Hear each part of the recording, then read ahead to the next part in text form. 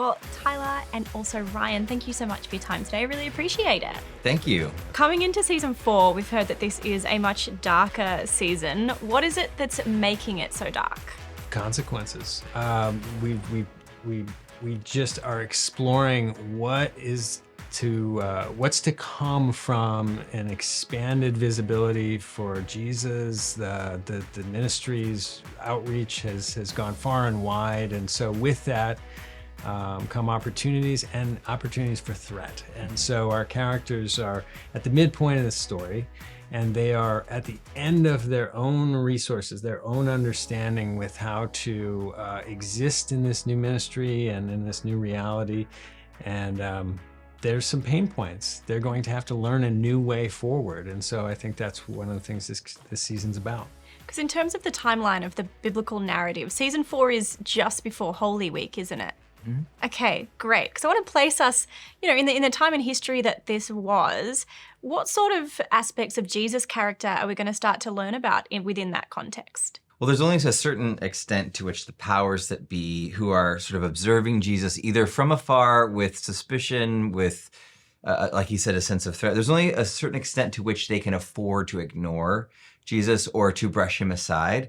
And without giving away any spoilers, it's actually some people kind of high up in government who take things into their own hands near the beginning of the season and really set in motion a series of events that escalate and accelerate as we get closer. Because as he said, the more popular Jesus gets, the more the powers that be can't afford to ignore him. Right. And with that, as you said, maybe comes some darker, heavier events that Jesus himself, you're gonna get to see for yourself how he responds to some of that, how some of it takes him by surprise, in a sense, and how others of it is part of a bigger plan. That's an interesting question. Can Jesus ever be surprised, right? I don't know anyone could pop out from behind a door and spook him because he'd already know you were there. It's kind of not fair. But when we talk about the nature of The Chosen as a series, one of the really unique things is how distinct the writing is, that you combine what we know from Scripture and you bring in these unique parts of characters' lives and storytelling. When you're thinking about this project as a story and having to heighten the drama and grow the characters, does that make you feel like you need to extend more beyond Scripture, or does Scripture have enough of a basis for you to find that drama in it? There's certainly enough in Scripture and about the historical actions of Jesus to provide a roadmap for where the story is going. And we never want to stray too far from our premise, which is Jesus' life through the eyes of those he chose to spend his time with. And so when he is impacting on people, it all kind of reflects back to Jesus. I mean, not even kind of, it does reflect back to Jesus. So we never have the opportunity or even the desire to stray from that, because there's so much there.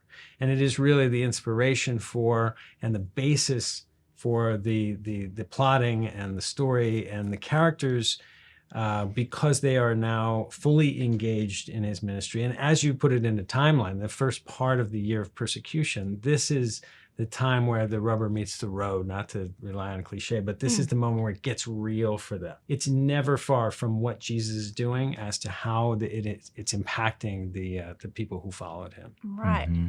And what is it about the Jesus of The Chosen that you think makes him so appealing as a person, as a character to follow? Because he's gathering the disciples, but he's also gathering so many others along the way as well. Well, you alluded to that earlier when you mentioned, can Jesus even be surprised? It's that fully God, fully human thing.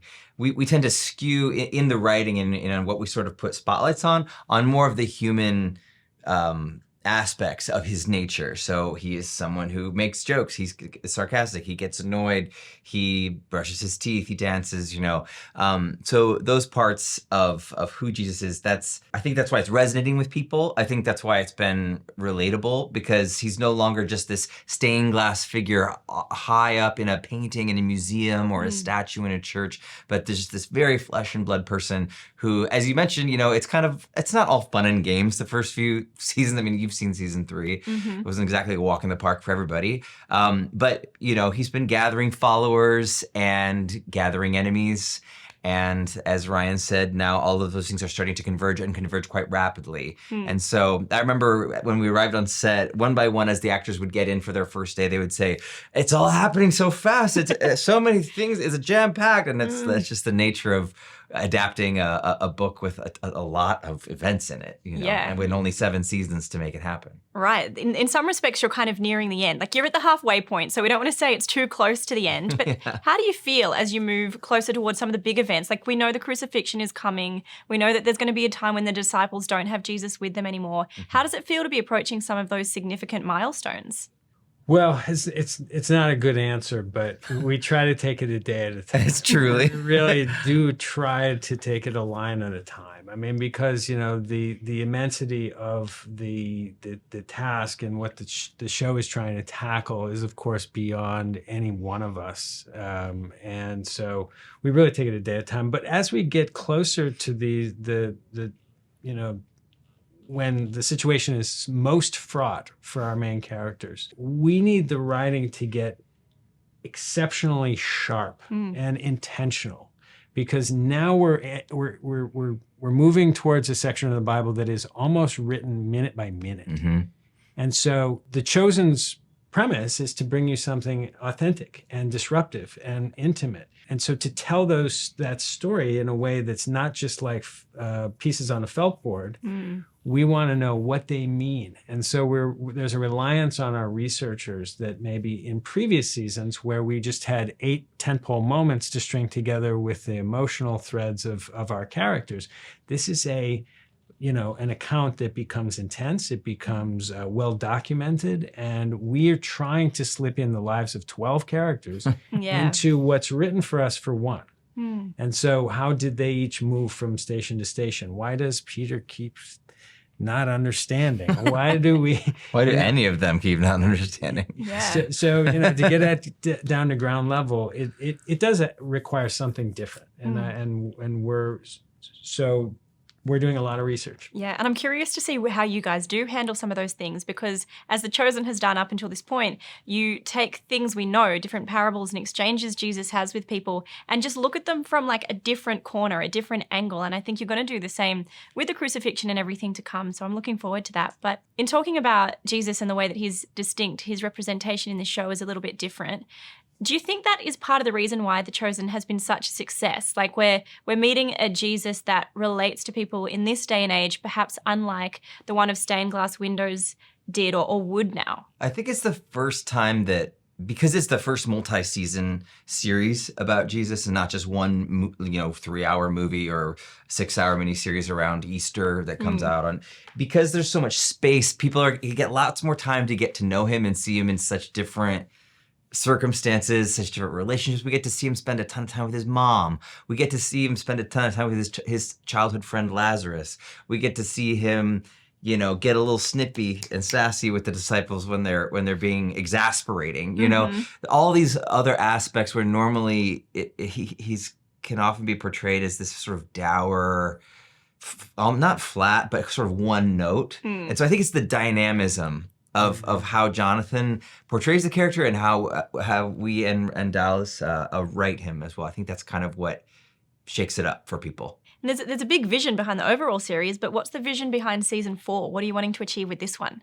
Well, I'm big on midpoints in stories because I feel like we're constantly in our hardest battles. We're constantly reaching midpoints, which is the end of our resources. And so this is all a story about reaching for something bigger than us and finding faith in a story that's bigger than us. And so for each of our characters to approach this moment in the same way and to find themselves sort of out of answers is it's an exciting place to write from. And it's an exciting place to tell the greatest story of all time from. So that's really been exciting for me. And there are so many different characters. How do you prioritize which ones you give screen time to, or which sort of narrative you want to give a little bit of focus to? It's not like we're, thinking, okay, well, how can we make sure little James gets a line here? It's not so much that. It's that within the story, there's just, thank God, there just happens to be appropriate moments where, each of the 12 disciples has a different personality, which is great. And because of that, it's like appropriate for Z to engage with this concern or level of threat. It's appropriate for Thaddeus and little James to comfort Jesus in a moment where he's having a difficult realization, because that's kind of who they are. It's not so much, it's about character and what would make sense for this character to react to. Obviously, we have our kind of top 5 people, but it's remarkable the way the events of Scripture and the events of season 4 create space for each of the like kind of strengths and personality types of the disciples and the women and the Romans and the religious leaders. It's a lot more than just the disciples, Yeah, and Simon and Eden had a real focus in season 3. Can you say much about where they're going in season 4?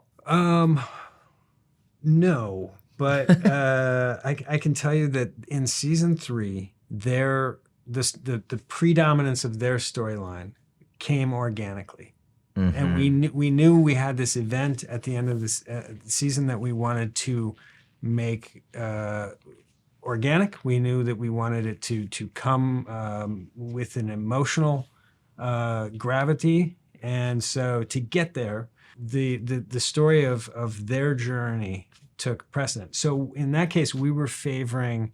I think it's indicative because in that case we were favoring the events in the Bible, and we made these surrogate lenses through which we were going to view them.